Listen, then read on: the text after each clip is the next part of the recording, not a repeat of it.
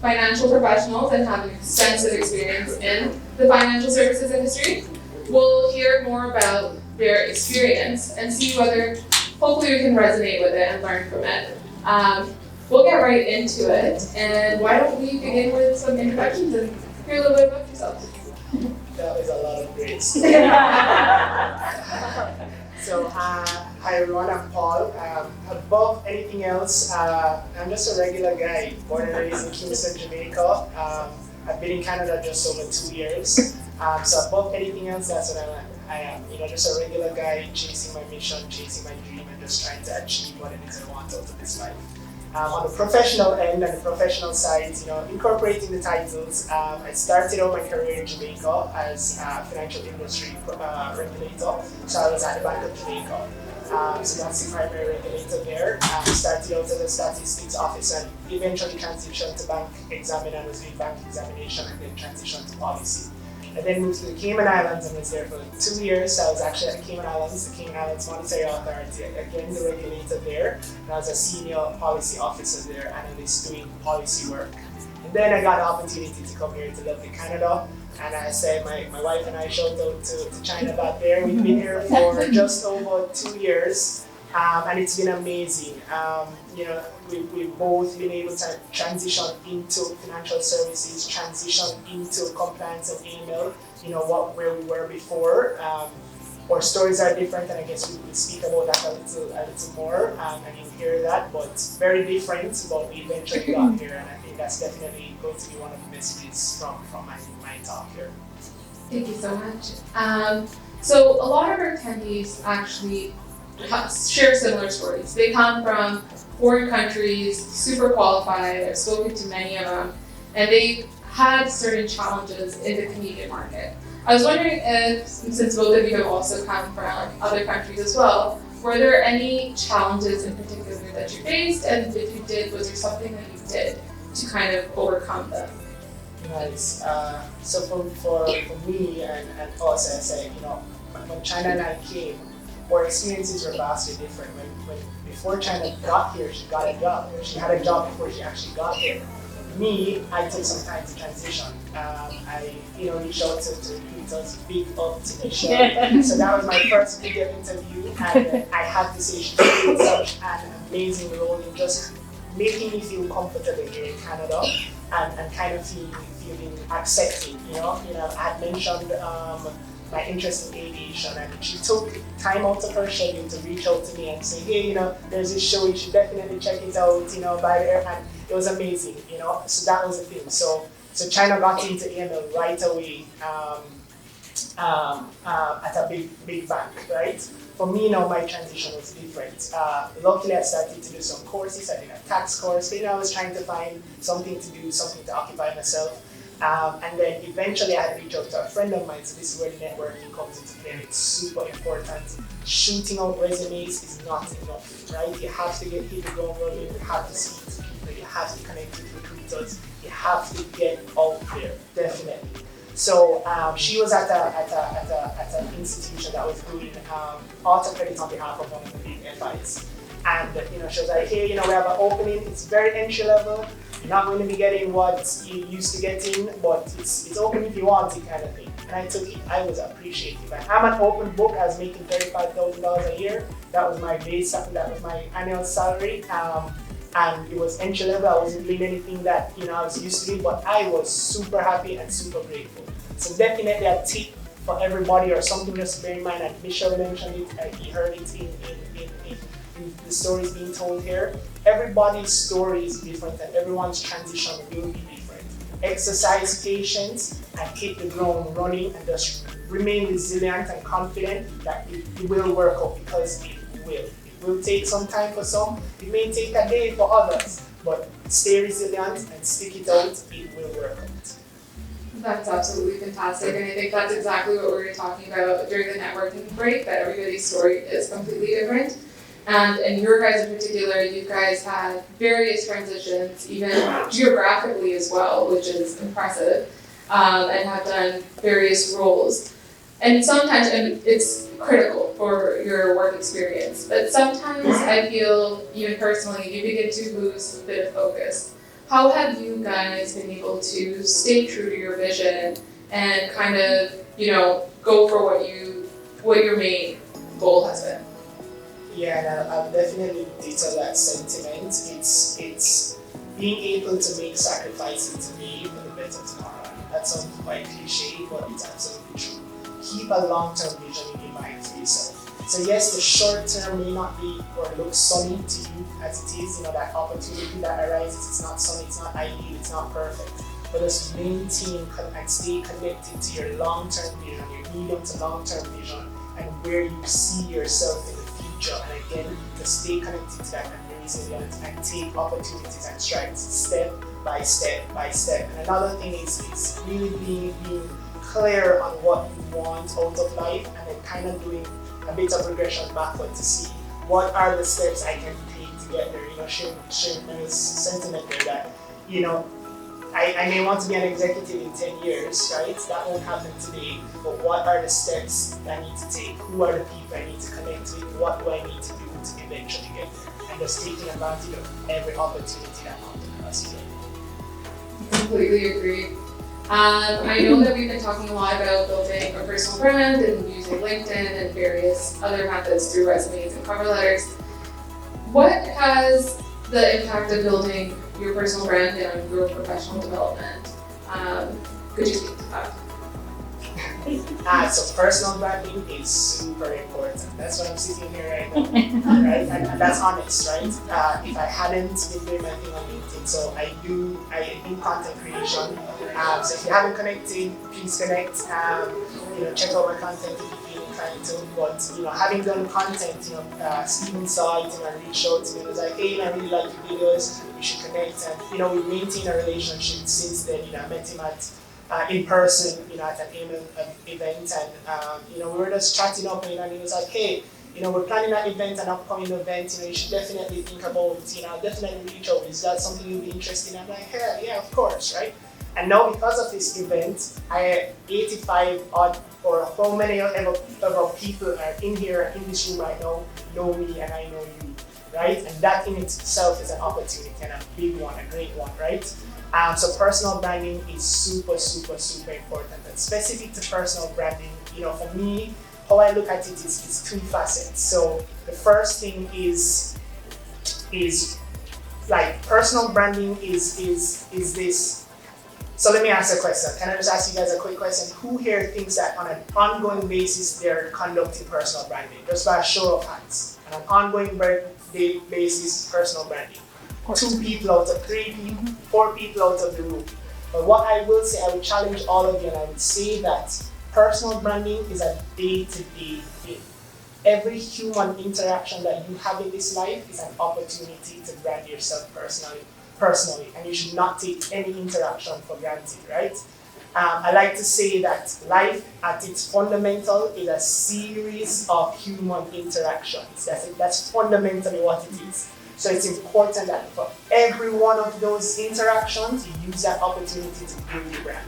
And the next thing is, another little saying that I keep in my mind is out of sight, out of mind. And what that means is that a lot of times, people are so focused on their daily life. That's simple, all of us, right?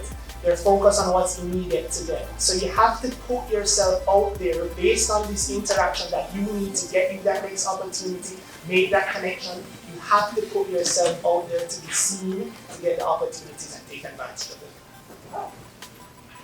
I completely agree with all that resonates with me as well. I think some of you that I've spoken to, actually, to my previous jobs that I've landed and have been critical to my career development were specifically because of LinkedIn. Recruiters reached out to me, and it's like just about getting that message across about who you are. So I want to ask something a little different, because I know we're all talking about the right opportunities and how to get them. Have you ever considered, are there any important factors to you, like when you're considering a job opportunity that comes across, that you come across? Are there some things that are important about a role that you would consider that you could think of? But in addition to that, for me personally, it's money.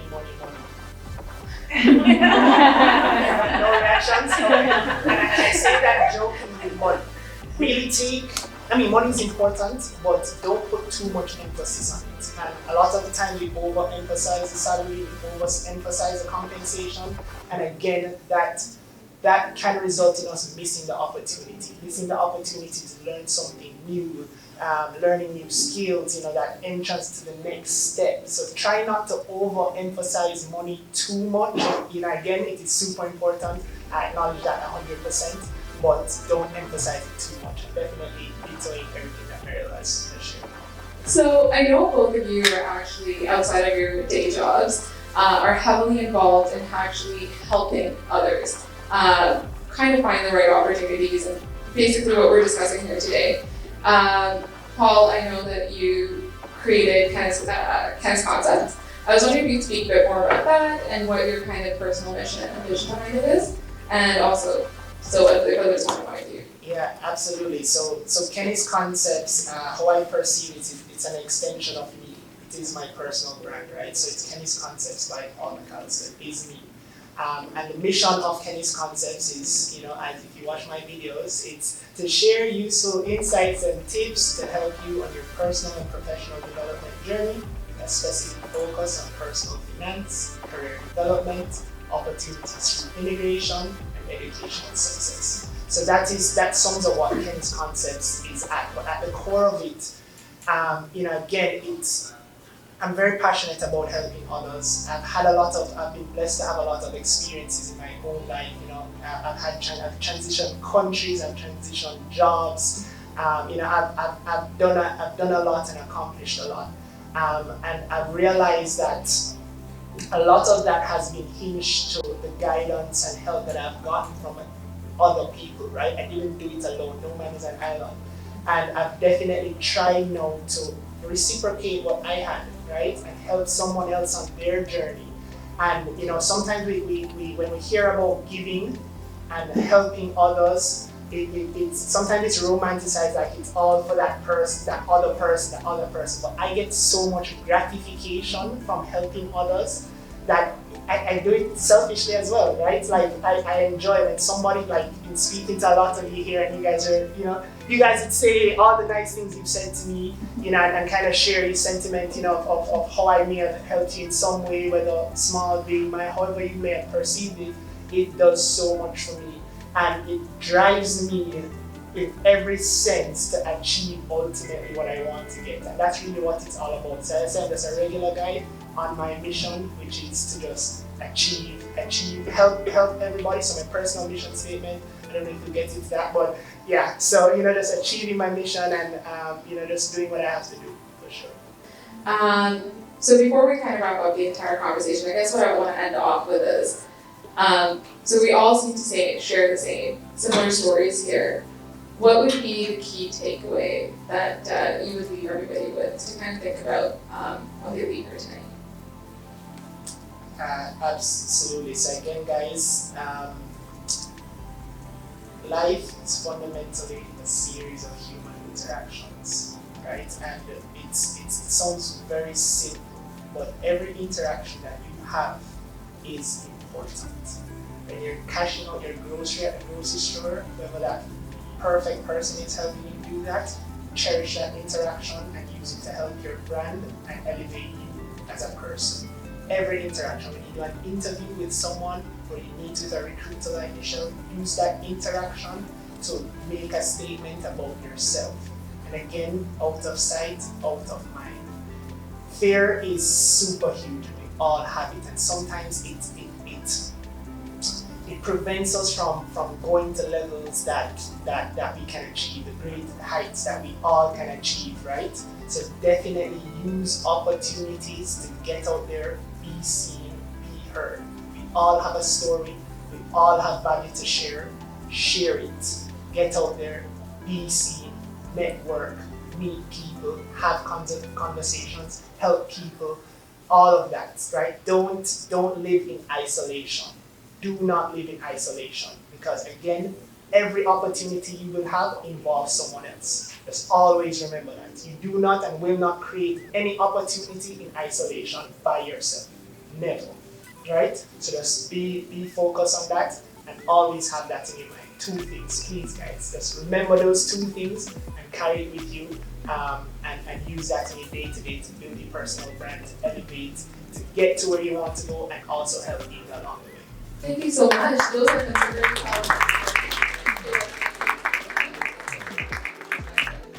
Yeah, in the meantime, do you have any questions for our fantastic panelists? Yes. You're not alone.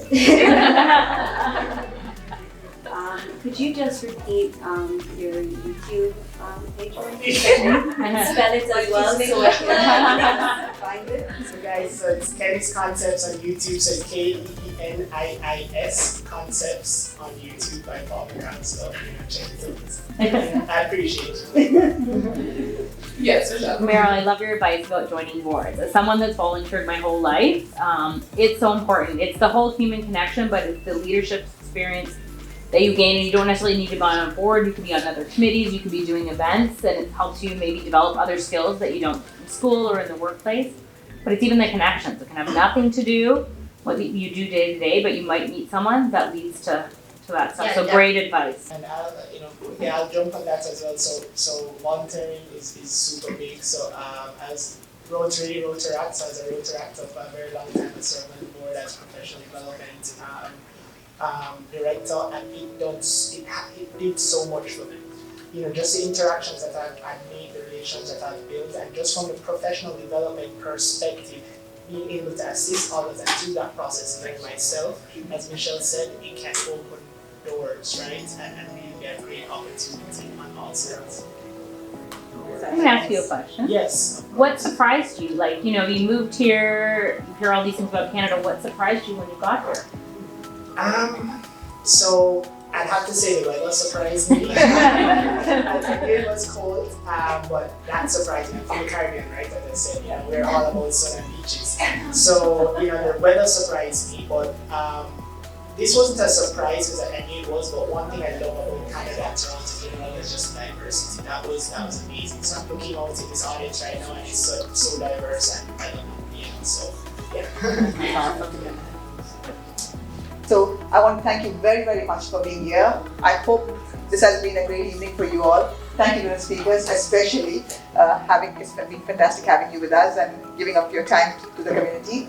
But take care, have a good night, and we'll see you maybe in 2020 if it's not before.